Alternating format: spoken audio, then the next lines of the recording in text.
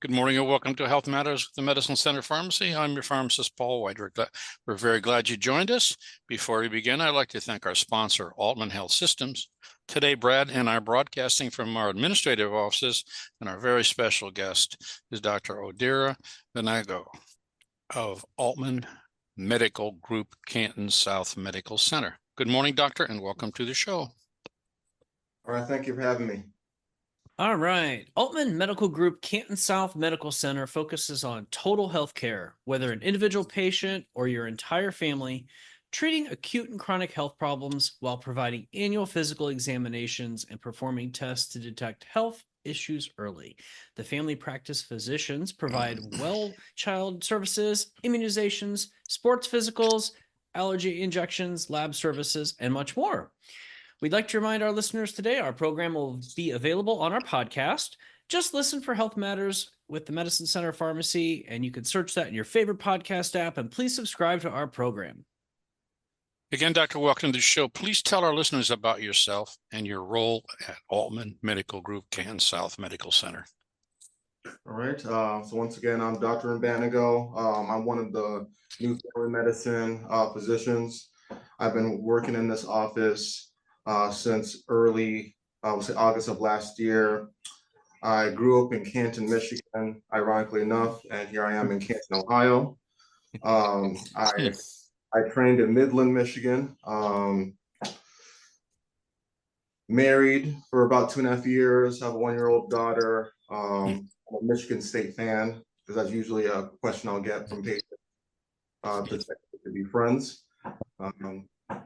It's better than Ohio State. I'm a Purdue guy, so hey, Big Ten all the way. Okay, so is this Canton better than the other Canton? I wouldn't say it's better, it's different. I see. Okay. This Canton's bigger, and I say it's bigger and different groups of people compared to that Canton. But both Cantons, in my opinion, are good. Like, I'm never going to slander where I grew up. But Okay. It's definitely grown on me. I've been to several conventions up in Michigan, and one of the cities that the convention was in, it escapes me. It's been in the news a lot lately, but it is one of the cleanest cities I've ever been in my life. Not a piece of paper or Kleenex laying on the road anywhere. Grand Rapids, is that it? I think, yeah. Just amazing. I couldn't believe it. There's a French restaurant, French hotel there or something. I forget what it's called. Anyway, I thought it was a very interesting trip. So, doctor, what is a primary care provider? So to put it in the simplest way, a primary care provider it's the first medical provider that an individual will come into contact with when they have any undiagnosed medical problem or when they have a chronic condition. And what specialties make up primary care? So primary care is very interesting because it encompasses 3 specialties in particular. So first you have pediatrics, which is going to be newborns up until 21 years of age. Then you got internal medicine. That's going to be anywhere from 16 years of age up to the elderly. And then family medicine, which is my craft, is more of a hybrid of the two. So I'm able to deal with newborns up to elderly. Are there any testing or of sorts you do down there at that facility? X-ray or whatever? So we don't do imaging. Anytime we have any imaging, we send them over to Altman Main Hospital or over to the North Canton office with AMG. Or if they prefer, we send them to a nearby hospital like Mercy. But we do have a lab. So we do all of your basic labs, check your blood count, your metabolic panel, your cholesterol. And then we also give vaccinations as well. And then so in advance of an appointment with your office, you can also do advanced testing for blood work. Is that correct? Or do they have to go to North Canton or something? So we actually do lab appointments. So our normal setup, it's a little different if you're a new patient and you have a concern that needs some like more immediate labs, or if you're coming for an acute concern that needs immediate labs. But normally, if you have like a chronic condition, we'll say you'll have the visit, you'll have like a 1 month follow-up, then the week prior, you'll have your labs, which is always good because patients want to be aware of what the labs mean. So it's good to be able to have that discussion. Interesting. Doctor, what providers make up primary care? Did you have anything else to cover based on your previous specialty details? So I could just go straight to what encompasses like the providers. So Okay. you have like physicians, such as myself. Then you have nurse practitioners.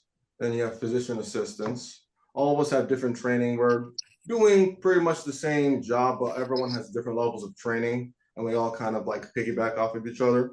And then any medical provider will tell you that they can't really complete their job without the staff. So that encompasses LPNs, MAs, RNs, and then also like phlebotomists to mention a few. Okay. So you mentioned different specialties in primary care with pediatrics, internal medicine, family medicine. Are there, what kind of differences in the different types of patients do you see? Now, pediatrics, we understand are the little ones, but I've always been interested, I guess, in how internal medicine and family medicine kind of interact. And I wondered if you have any way to differentiate for the listeners on when you might need to see an internal medicine doctor versus your family medicine doctor. So I'd say a family doctor, especially if you have a family that needs to be treated, is probably the more convenient of the two, because I'm comfortable with newborns, toddlers, adolescents, teenagers. But then on the same token, I'm also very comfortable with young adults, middle-aged, elderly, and essentially you can do everything that internal medicine can do, plus the pediatric component. And then depending on your comfortability, you could also do a little bit of gynecology. So not everyone does pap smears, but I was trained very well during residency on pap smear. So if a woman wants to get their gynecologic care and family med care all together and they're comfortable with it, then that's something that can be done. And at least to my knowledge, internal medicine does not have that training to do those type of procedures. So it sounds like a lot of the experience you can share with the community also comes from the training you've had in your background, your specialties, your rotations, and things of that nature. Okay.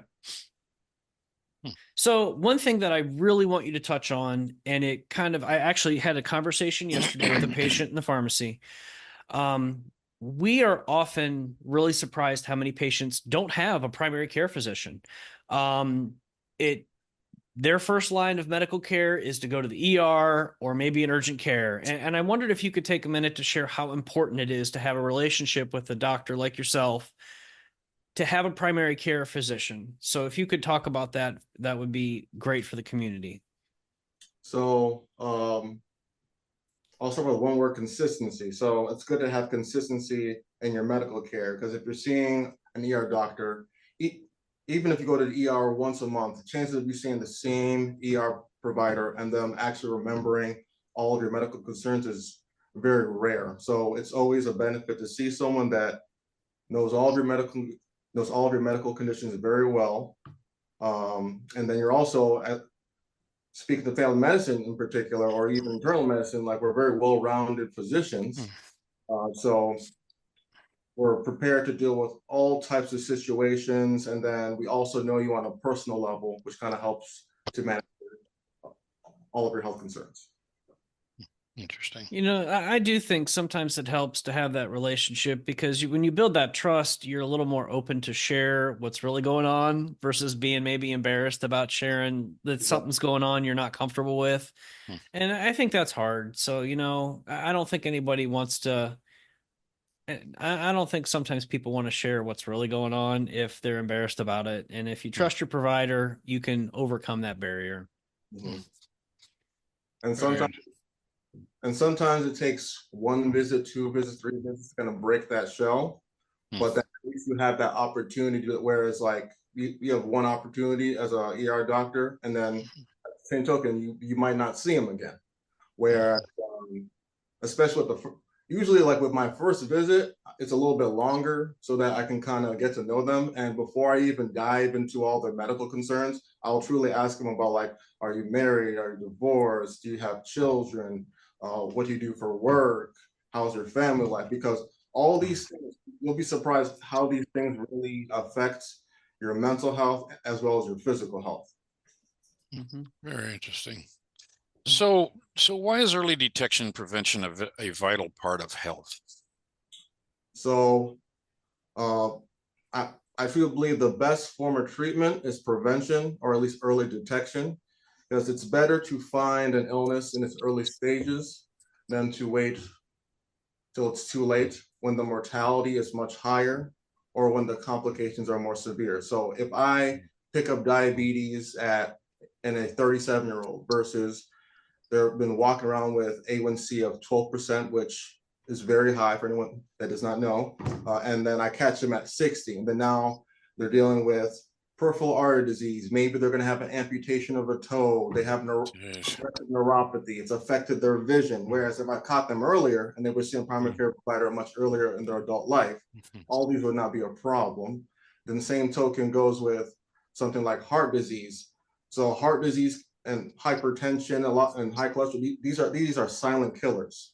So if you allow things to kind of progress over time, you have a higher chance of mortality and morbidity versus if you started off seeing a doctor in your 20s and you kind of grew with me or grew with like whomever, just better outcomes overall. Wow. Okay, doctor, our first break is here. You're listening to Health Matters with the Medicine Center Pharmacy. Welcome back to Health Matters with the Medicine Center Pharmacy. Friends, just a reminder to stop by the pharmacy and talk to a pharmacist about our Health Matters membership savings program. We want to help you stay well and save money. So, doctor, what type of visits do primary care providers encounter? Well, it's a wide range. So you have your acute visit. So it can be an acute sick visit. It could be a musculoskeletal complaint where they have knee pain, back pain, and so on. A wellness visit is going to be the one that you want to really stay up on. So wellness visits are going to be once a year. And that's anywhere from, if you're talking adult wellness, it's going to be 18 up to 64. If you're talking well child, it's going to be newborn up to, we'll say 17. And then 65 and up is when you have those Medicare wellness visits. So very similar to an annual physical, but you ask more questions about like their fall risk, how they function, whether they've been taking the medications and so on, and like their active directive. And then you also will have pre-operative evaluations for anyone having any form of surgery. I think if there's anything I'm missing. Those are the big visits, really. And just like follow-up, we'll say follow-ups for chronic conditions as well.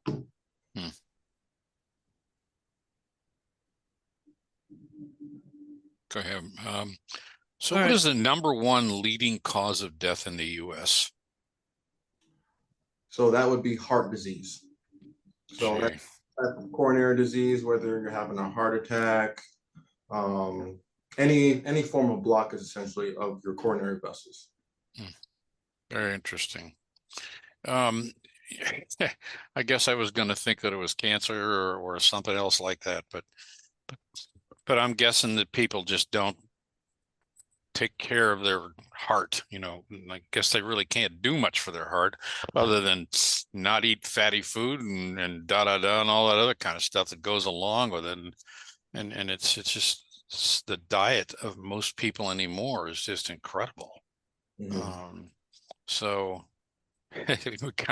we counsel people in the drugstores all the time about what'd you have for lunch or that sort of thing. Oh, well, I went down to the fast food and I got a hamburger, and my dog was with me and I got a hamburger for the dog too. So it's just kind of crazy what some of the people are doing and what they're eating. Yeah, So into the diet of people, a lot of the problem that you hear from patients that they don't have time because maybe yeah, they like a very rigorous job, their schedule is very tough, so they just get whatever. yeah, Then yeah. other a common thing that they'll complain of is just like finances. Maybe their finances aren't right because unfortunately healthy food is more expensive Yeah. than Do, unhealthy. do you counsel patients on weight loss and all that sort of thing? Is that a common thing? Yes, a lot of it is almost being like a motivator of them because it's just kind of making that decision because everyone wants to lose weight, but then like anything good in life, it takes work. So motivating that, like giving Yeah. them steps, like okay, you don't have to do like a hit workout, but like go on daily walks with like your loved one or your Mhm. grandchild or like your dog. Um, Start with small changes with your diet, start with portion sizes, and then kind of move on from there. Mhm. Pick one food item that you know is like your vice. Everyone has their vice, and try to eliminate that. Mhm. Your voice, yeah, cookies and cake. I love chocolate cake. Anyway, okay. All right, doctor, what's the number 2 leading cause of death in the US? The, the number two is cancer. I know Paul was thinking that was one, so it's close, but cancer is number two, and that includes all forms of cancer. Okay. So you mentioned heart disease and how much of a problem it is. It's the big number 1. Can you talk about risk factors? And we just talked a little bit about weight, but what can someone do to take ownership of trying to put themselves in the best position to reduce the risk for heart disease? Okay. So heart disease is very multifactorial. There's a number of things that you can control, and there's some factors that you can't control. So, for example, like male gender has a higher risk of heart disease. So you really can't control if you're male or female. But then things like hypertension or high blood pressure, that's a major risk factor. So that's under control. Hypertension, um, high cholesterol is a big one, of course. Diabetes is a higher risk factor than people know. Sometimes people will be put on aspirin just for the simple fact of having diabetes, just because of the risk factor is so high. So that's a big one. Um, smoking is going to across the board is going to be a risk factor for every patient. I'm like, there's nothing good that cigarettes will really bring you other than like being a temporary medication for whatever you're dealing with, because it's going to be a risk factor for heart disease, multiple cancers is going to cause it. So I'll touch on that a little bit more once we start breaking down some of the cancers. But like, yeah, that's definitely a big one as well. It amazes me the amount of people still smoking, and it just like it's like more every day are starting to smoke. It's just crazy. And I've my career over the years, I've cleaned a lot of parking lots. I've cleaned up 50 million cigarette butts, I think, in the life, and it just kills me that these people continue to smoke.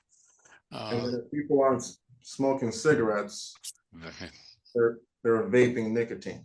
yeah, It yeah, maybe won't cause necessarily lung cancer, but it could still. There've been studies of people having scarring of their lungs from vaping. So I always yeah. want to. It's not a completely banal. Even though you go on multiple streets and you see a vaping shop, which is, but it can cause you a lot of harm. So just being mindful of, even if you, because people will be like, oh, I got a cigarette, I congratulate you, but also this is now a new problem we have here. Yeah. Gosh. Okay. Wow. Hey, I wanted to touch on blood pressure quick that you mentioned. Again, another pharmacy story from the counter. I had a patient come in total disbelief. My doctor told me I have high blood pressure, but I don't have any symptoms. I don't feel it. Mhm. My blood pressure doesn't feel high. Can Yeah. you talk about how, I mean, I think my first thought is it goes back to your annual wellness visit. You get checked out and whatnot, but what can you say to patients who maybe have never had their blood pressure checked before or think everything's fine or just, I think you know where I'm going. So, I think there's always going to be a little bit of shock value when, especially if you haven't seen a doctor in a while, and then all of a sudden you're ending up on all these medications. You're going to be a little skeptical, like, be like, how could I have high blood pressure? Like, I take care of myself. Like, high blood pressure for starters could be genetic. So, like, if your parents have hypertension, you're more likely to develop. It doesn't mean that you're destined to, but you have a higher likelihood because there's people that are completely healthy, take care of themselves, but they still have hypertension. And then speaking to some of the symptoms, sometimes you're symptomatic, sometimes you're asymptomatic. So sometimes you'll have blurred vision, you'll have headache, you'll have dizziness, you'll have maybe chest pain, you'll have sometimes breathing difficulties as well, and then sometimes you'll also have swelling. But then there's some unlucky individuals that will have zero symptoms, and just because you have zero symptoms does not mean it's not affecting the body. It doesn't mean that's not affecting your blood vessels. It doesn't mean that it's not leading to more plaque, leading to more plaque in your coronary vessels. So there's a multitude of effects that uncontrolled blood pressure can lead to. Wow. So, what is the most common cancer in females? So in females, that would be breast cancer. So with breast cancer, I always stress mammograms to patients. I truly believe it saves lives. And right now, screening is you start at 40 years old, unless there's some like family history of breast cancer, kind of changes things. But for the general public, it's 40 up until 75. After 75, make individual decision with the patient, because as you get older in age past 75, the risk outweigh the benefits from the mammogram. But in general, it's something I recommend. And a mammogram, I'll have my patients get an annual mammogram. Now, it's not the most comfortable exam, but once again, it saves lives. So it's something that I would. Okay, bottom of the hour, time for the news. Thanks for joining us this morning on Health Matters with the Medicine Center Pharmacy. You're listening to Health Matters with the Medicine Center Pharmacy this morning. We're talking to Dr. Odera Mbanugo. All right, doctor, we kind of talked a little bit about cancer in females. How about cancer in males? What are the most common cancers in males? So most common cancer in males is prostate cancer. So that's another big one. Doesn't present later in life, but still an important one to catch. Best way, the first initial screening is a PSA level. So with that blood level, I'll start at around 50 years old. And then like annually, I'll just check that. So if it gets to a certain level, so like the cutoff that I'll look for is the lab value 4. So once you're above the lab value 4, it needs to be referred to a urologist for further evaluation and most likely a prostate biopsy. And though prostate cancer is what we call like a slow growing cancer, it still is a major killer in the US, and it can be easily prevented if detected early, just like breast cancer.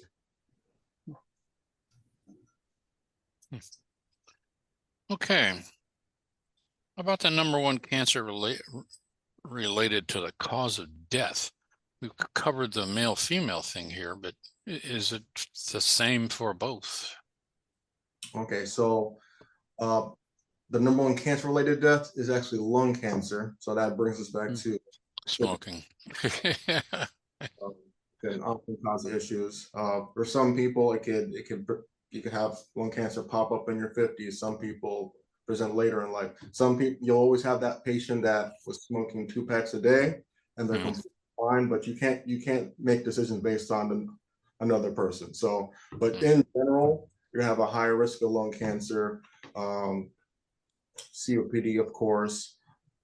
If you smoke a certain amount of cigarettes, there's a calculation that I'll do that if you smoke a certain, we'll call it like pack years. So if you smoke what I would calculate to be 20 pack years, and you're between 50 and 80, you're now in the population that should be getting an annual low dose CT of the chest. Soon to an X-ray, but get a little bit better picture with that. And the point is to find any concerning nodules that need to be followed up on by maybe a Hmm. ophthalmologist. All right. Hmm. And if it's a certain, like, let's say you find a nodule on the CT and it's like less than 6 millimeters, you could pretty much treat it as benign. So like there's different, your thought process changes depending on the size of the nodule, but this is information that you'd never get unless you're coming to your primary care doctor regularly and then you're having these discussions about the smoke. Interesting. Do you find that the insurance companies reject or won't pay for certain pre-cancer or whatever testing? Because I know there's so many areas of the body, that could be cancerous. So that's a good question. So it's always it's always a battle sometimes with the insurance, but for the most part, if you give good reasoning, then things get covered. So for example, even like with colon cancer. So normally the screening would be at 45 years old. It used to be 50, now it's 45 years old. But then the caveat is if you have a first degree relative, so if your mother or father had it, then you actually would qualify to get. So like if your dad had it at 46 years old, then you start 10 years from then. So then you can start at 36. So there's ways around getting it earlier if you truly need it. Same thing with breast cancer. And then as far as lung cancer screening, just based on like evidence-based studies, right now 50 is where you have that nice balance of benefit and risk, because you're always going to have like false negatives, and there's always a risk of like you get biopsied and it ends up being nothing, which is good, but then all these things have complications that you're being subjected to. So it's always like a balance when it comes to these testing. Well, one kind of off the wall question too is, I've been a pharmacist for over 50 years, and I've seen the coffee come and go. Oh, coffee's good for you. Drink it. Coffee's not good for you. Don't drink it. You only drink 1 cup a day. Well, how do you see that as a doctor? So it really is based on an individual basis. So if you're someone that you're coming in with palpitations, then it'd be best to kind of cut down the coffee. Or if you're someone that has some type of rhythm issue, like atrial fibrillation or SVT and so on, you probably should not be drinking the coffee. If you're someone that struggles with insomnia and you're drinking coffee around the clock, that's likely contributing, and I'll tell you to kind of cut down. So there's a number of like health concerns that people come in. They'll be like, maybe cut off the coffee. You don't have to cut it off completely, but it really depends. The amount that I'll recommend will depend on like what you're dealing with at that time. What kind of gets me with decaf coffee is it's still got caffeine in it, and it still keeps me awake and not if I drink any after dinner. So I don't do that anymore. So I missed one question too. What is the number 2 cancer-related cause of death? So that would be colon cancer. And I touched on the screening a little bit. So like I said earlier, used to be 50, now it's 45 years old. I imagine that in a decade, it'll probably move down to 40, just because there's been people getting colon cancer even in their 30s. If anyone watches or keeps up with any of the Marvel movies, Chadwick Boseman, he was a very young man in his 30s, colon cancer, and then he sadly passed. So that was a reminder, I feel like, for the general public that you need to take colon cancer screening very serious. And he was a fit guy too. I mean, it's not like he was overweight, and I mean, those kind of things just really do kind of make you think. And man, was he? Well, it's probably not a proper question, but what I was thinking was, has anybody in his family had cancer or anything like that, or don't they know? You know what? That's a good question. I'm not sure. I'd have to look into that. I'm not sure what his family was as far as cancer. So why don't we talk about vaccines a little bit? We've been inundated for the last several years with vaccines, and at least from our perspective in the pharmacy, it seems like some people are kind of sick of hearing about shots.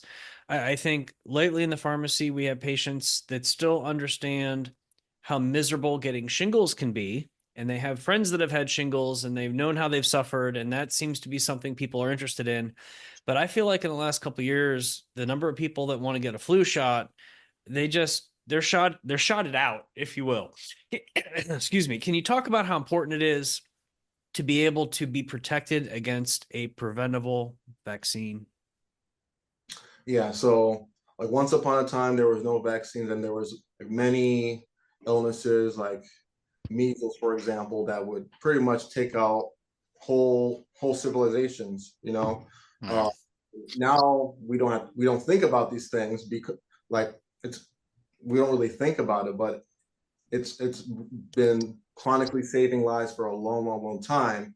And just like anything in medicine, prevention is key, and that's the best way to prevent a serious viral and or bacterial illness. And then speaking of flu, usually people will always come up with a specific reason for not taking the flu or another vaccine. Some of it will be like a personal experience or experience of a family member or friend. So like they might be like, last time I took the flu, I got the flu, which is incorrect because the flu virus or the flu vaccine is what we call an inactivated vaccination, which means that the virus itself is actually dead. So you really can't technically get the flu virus, but what is doing is that your body is recognizing that there is a dead virus in your body, so it's mounting an immune response. And the beauty of that is that the next time you actually come in contact with someone with the flu, now you're able to fight off the illness without actually getting knocked out essentially for 5 days. Now, you're gonna have some people that will be more sensitive to the immune response might be more strong. So it might feel like you're getting sick, but you're technically not really getting sick. You're just having a stronger immune response. And chances are the next time you're probably not gonna really get that bad of a sickness from the flu. Interesting. And then, So go ahead. and you also have people that'll be like, I got the flu vaccine or I got the COVID vaccine and I still got sick. Now, with any of the vaccines, it's not going to be 100%. You're just trying to put yourself in the best position to not get sick. You might still get sick down the road, but you're trying to increase your chances as best as you can. Okay, time for our final break. You're listening to Health Matters with the Medicine Center Pharmacy. The Medicine Center Pharmacy. Brad and I are joined this morning to bring you Doctor. I thank you for joining us. Let's get back to the last segment of the show. All right, we were talking about vaccines, and maybe, Doctor, it'd be helpful to learn what you feel are the most important vaccines. If you feel like you have vaccine fatigue, like we were talking about, let's talk about the ones that are the most important to get to make sure you got the best chance of having coverage. Okay.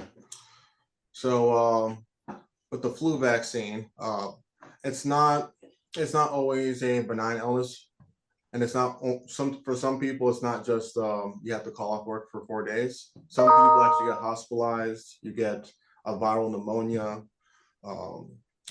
It's been known that if you have pneumonia from flu, you could have a staph-related pneumonia, which could be serious, and get hospitalized for that. And then you could even be infected with multiple things at the same time. RSV is now on the rise in adults, like in the elderly, to the point that now they've now been trialing a vaccination for RSV.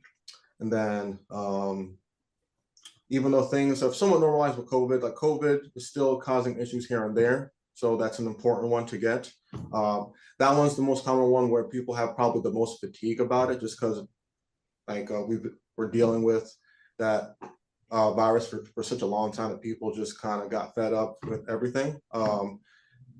Now, you spoke about shingles. Shingles is one that I notice is people are becoming more accepting of because of they saw someone get it. And when they see someone experience it, they don't want to have that type of pain because it is a very comfortable situation to have.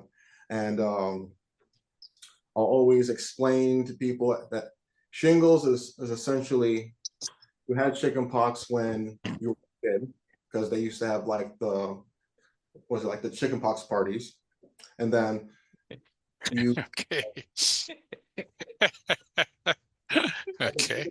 okay, so you from it, you think you're in the clear, when in reality the virus actually goes dormant into your nerve cells, and when it could be you're stressed out or something, and like when you're 50 plus, you're at higher risk of getting that rash. But this time the rash is like it goes on a almost like a strip pattern, and it causes severe pain. But then also you could have, if you're the unlucky one, you could have shingles that affects your eyes, affects your vision, and you have shingles that affects your ears. Like if anyone heard about the story, Jeez. um, or had a rare case like in a young adult where he had Ramsay Hunt syndrome, which essentially it's the shingles virus affecting your the main nerve in your ear, essentially. Okay, so that's another example of why it's important to kind of get the shingles vaccine, and then another one I'll say will be the pneumonia vaccine as well. Mm. So if you smoke cigarettes, or if you have any heart failure, chronic lung disease of any kind, if you're immunocompromised, it's an important one. If you're 65 plus, it's indicated to get the pneumonia. And the latest one is the Prevnar 20. You know, to complement your delivery there, doctor, I think that you mentioned something that everyone needs to think about too. And you mentioned when your body's under stress. And I've always felt like shingles is like that opportunistic thing where when you've had it all, you know, we've had patients in the pharmacy, they had a death in the family, they got a cold, they're trying to run the house by themselves, or their family member is in the hospital. I mean, when all those things crescendo, it's like shingles pops up and says, it's my turn now. And I feel like, just like you said, I mean, it could be any situation. It could be a situation with any illness and pneumonia too. So I just don't discount those things that happen. Put yourself in the best position you can to protect yourself, because you can't predict some of these things. Mhm. So anyway, let's talk about specialists. You know, Altman has a enormous amount of specialists beyond your specialty. Can you talk about how you guys work together to help patients when they have a need that is complicated and you want to make sure they get the best level of care?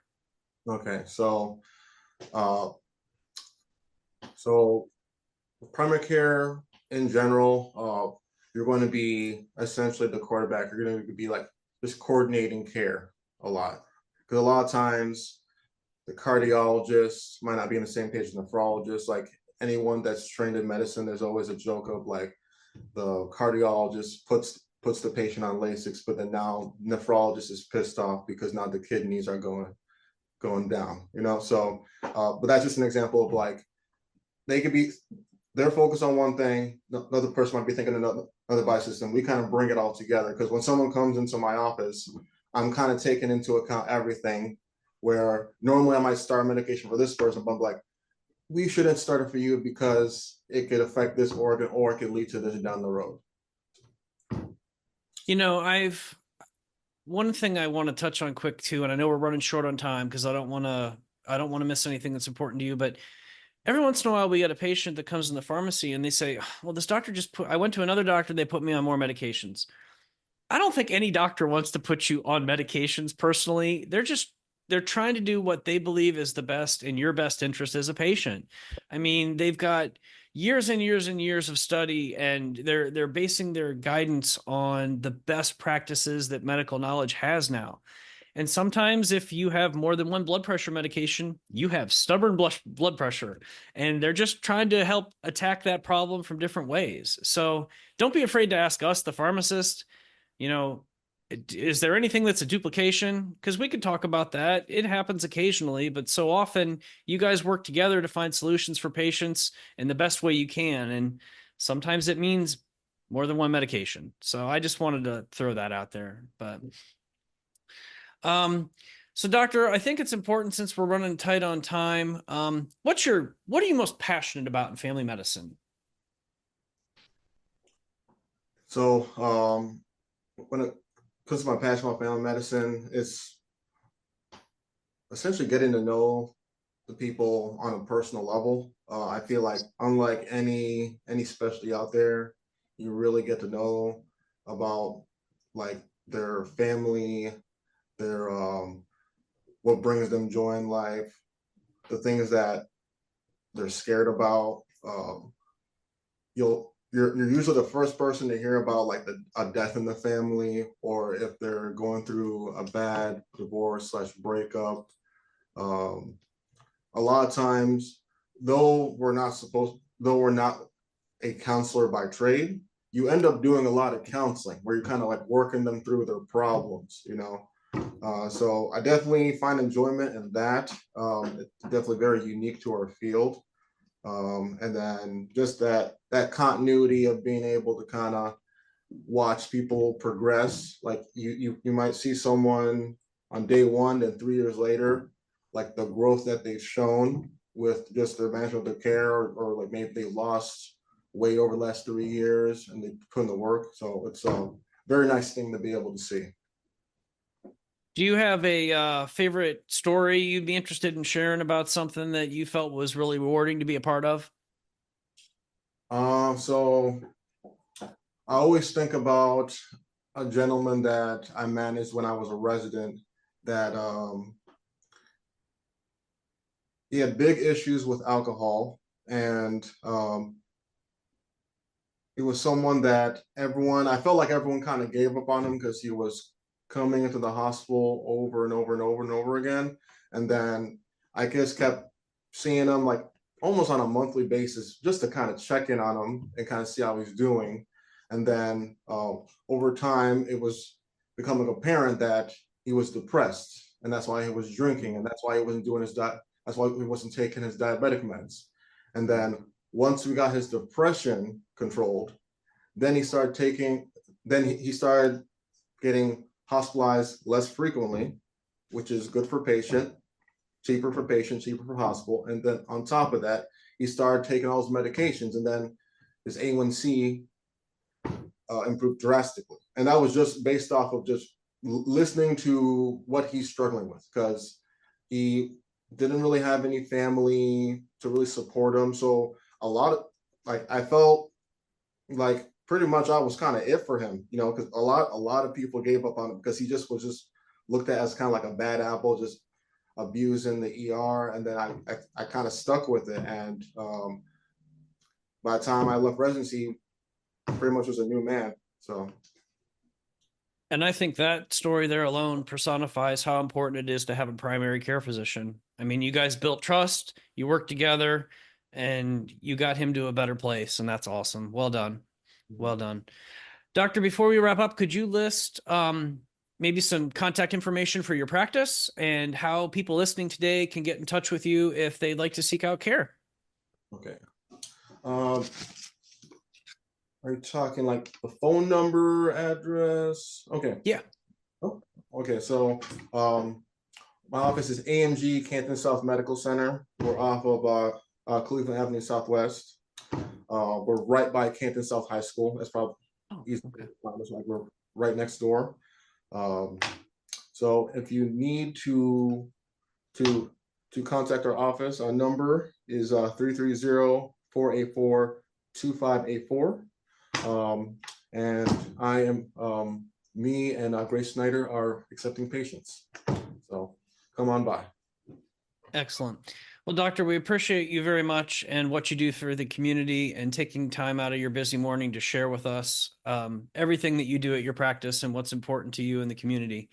To our guests, Odera, Mbanugo, thank you. If you suspect you have a medical issue, please contact your healthcare provider. Thank you to Altman Health Systems and our listeners for joining us today on Health Matters with the Medicine Center Pharmacy. Have a healthy week, and we will see you right here on News Talk 1480 WHBC next Friday. Thank you very much. All right. Thank you for having me. Thanks, doctor. Have a great day. All right. Take care.